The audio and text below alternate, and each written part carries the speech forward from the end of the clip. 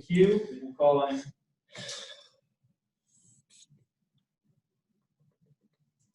Max Baker, Columbia, Missouri. And you're first up. Go ahead, Max. Sorry, I couldn't get the mute button for a second. Hey, Martez. I was sort of just wondering, it's not really a football question, but when you went to Jamaica during your senior year of high school, I guess it was, like right before then, when you went into into that trip and into the infirmary with those patients, what was that moment sort of like for you, and what was that trip sort of like for you, if you can remember that at all? I know it was a while ago. It was a super I'll start with the trip. I mean, the trip was a super humbling and just real trip I ever taken, because the people there, they have such little, yet they have no shame about it. You know what I mean? They're all just really happy with what they have. I mean, their houses are size of closets and they have 8 kids and they're just happy. They're super joyful people. And to specify on the infirmary, man, it was just a really crazy experience because that was a place in Jamaica where they take their family members who are mentally disabled and they just take them there to die pretty much. And I met this one guy actually, said his family dropped him off there 45 years ago and told him that they'd be back, and then never seen him. You know what I mean? So it was just super humbling and just real thing that I feel a lot of people need to experience, just, you know what I mean, just for the soul, Do you remember anything about that guy that you met? I saw some pictures from the trip from Angie, but I didn't, I think I saw that guy in the pictures. Do you remember anything about him or his name or? I think his name was Eli, actually. His name was Eli. And I think I heard that he might have passed actually recently. But he was completely normal. You know what I mean? He didn't seem like he had anything wrong with him. I think it was just more of a financial thing for his family, and they just dropped him off there when he turned about 40 years old. And it was just crazy. Thank you. Yeah. Mitch 40, Power Mizzou, you're up next. Hey, Martez, after you all kind of broke down the film of the Tennessee game, where did execution kind of go wrong against their running game, or was it just a matter of, them having a really strong offensive line? I feel it was just – I feel we didn't execute well. I mean, from front to back, you know what I mean, from the D-lines to the DBs. I mean, it just wasn't day, you know what I mean? We kind of had trouble. We had trouble lining up. We had trouble knowing assignments, you know what I mean? Just stuff that, just happens in football, you know what I mean? So I feel that's something that we really, today, Coach Walters put his drill together to make sure that we could line up under pressure, you know what I mean? And, I think it's something that we're really going to focus on this week and just try to get better at.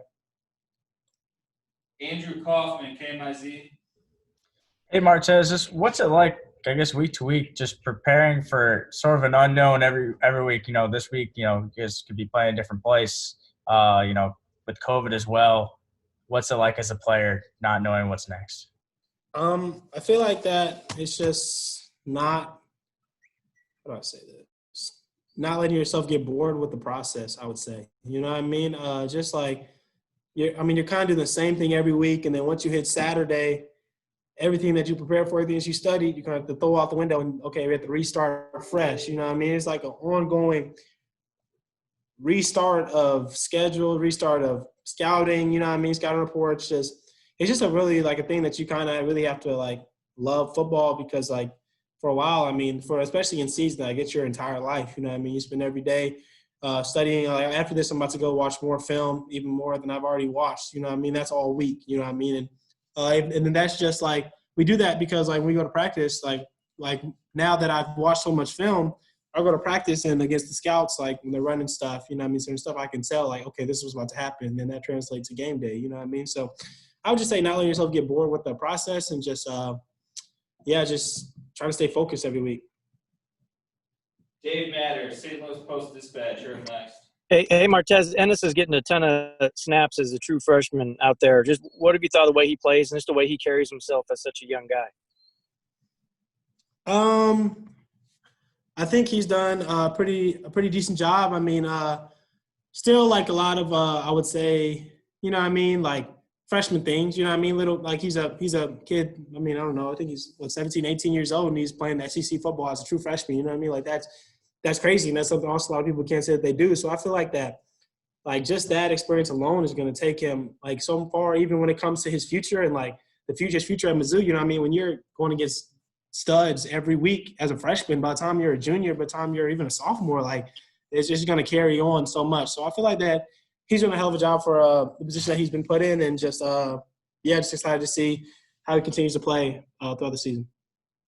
Thanks. Colin O'Brien, Jefferson City News Tribune. Go ahead. Hey, Martez, how you doing? Doing well, man. Good. So much of football is staying on the same page and staying together as a team. And so I mean to say like you guys are having issues in the locker room or anything like that. But with the tough start to the season and that another opponent continues against LSU, just what has the locker room message been from the coaches and from the captains and leaders on this team for how you guys can stay together and keep working to improve week in and week out? A big message that we've been having going on, I would say, is new week, new opportunity. You know what I mean?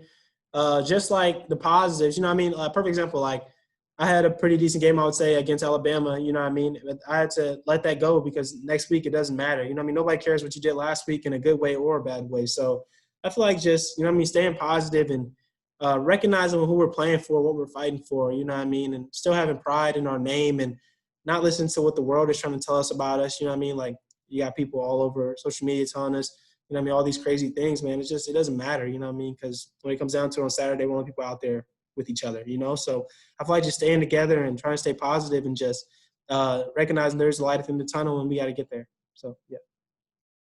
Max Baker, Columbia, Missouri. Go ahead, Max. Again, Martez, I was just sort of wondering, you seem to step up into leadership roles and like sort of everywhere you go, it appears. And I was just wondering when was the first time you sort of remember being a leader and what that was like? Was it back in high school football? Like when was the first time you can remember stepping up into a role that you sort of take now? Yeah, I mean, I would kind of just say, I mean, it was something that my parents, you know what I mean, taught me as a kid, you know what I mean, just to speak up for what I think is right and just, you know what I mean, if I feel like this year, like my goal is to just put myself in a position to make plays. And then once I can back up what I'm saying, you know what I mean? Like if I'm telling people, you need to be catching balls after practice, you need to be doing extra drills after practice, but I'm not doing it or I'm not playing well, they're not gonna listen to me, you know what I mean? So I feel like just once you like starting to make your brand, build your brand on the field, then you can start to try to get into these leadership roles, you know what I mean? Even as a sophomore like me, you know what I mean? Just I feel like just being a true role model for your teammates and for the underclassmen and just for your community, you know what I mean? I feel like it's something that I try to model myself and do, I would say.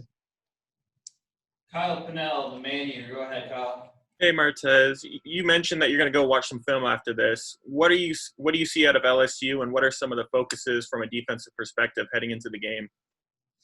I mean, obviously they're the defending national champions. You know what I mean? They're extremely good offense, extremely good football team in general. Specifically for me, I would say that they have a really good tight end, and my position is kind of a tight end covering position. So I feel like this is a big week for me to build a brand for myself in even bigger way. So I'm just trying to, you know what I mean, really like study my game, study everything that I can, you know what I mean, just to make sure that we can perform to the best of our ability and just, I don't know, man, just bring some pride to the city, bring some pride to Columbia, you know what I mean, and get a win this weekend. Jack Sobel, Maneater. Go ahead, Jack. Martez, you came in second in tackles to Nick Bolton on Saturday. Is there a part of his game, even playing different positions, that you try to emulate in your play? Yeah, I would say Nick is just a complete floor general, you know what I mean? He's just like, and I feel like I've started to mimic him in a way. Like after I tell myself what I do, I tell the DBs what they do, I tell the D-line what they do, you know what I mean? I'm calling things out before they happen and stuff like that. So I feel like Nick is just an extremely like wise and smart guy, you know what I mean? So I really just try to study him and just, you know what I mean, embrace how he attacks game day, embrace how he attacks week by week. And I feel like if I can model my game after him, then I'm doing something right, you know? Okay, we got one more question. Kevin Ryan's KRCG doesn't have a microphone on, so I'm going to ask it.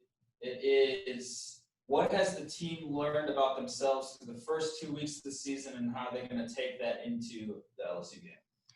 I would say the thing that the team has learned most about ourselves would have to be that nothing is going to be handed to us. And, this is SEC ball. So if we want to win, then we got to go perform. I feel like that's something that I feel like I've been trying to stress to the team and stress to myself, like just win at any means possible. I don't care if we win 0-0 or 60-70, just win at any means possible. I'm like, personally, I speak for myself, like I'm out there every down fighting, doing everything as hard as I can, just try to be the big of a playmaker I can for this team. I feel like just once everybody on the team is just out there fighting every play, not giving up, I feel like we can be unstoppable. So I feel like the main message and what we learned is just win at all costs, and that's something that I'm really just trying to speak around the locker room. Like, I don't care. Like, someone told me today, actually, they're like, oh, Martez, I didn't know that you had 3 tackles for loss in the Alabama. I'm like, dude, like, nobody cares if you're an All-American if you're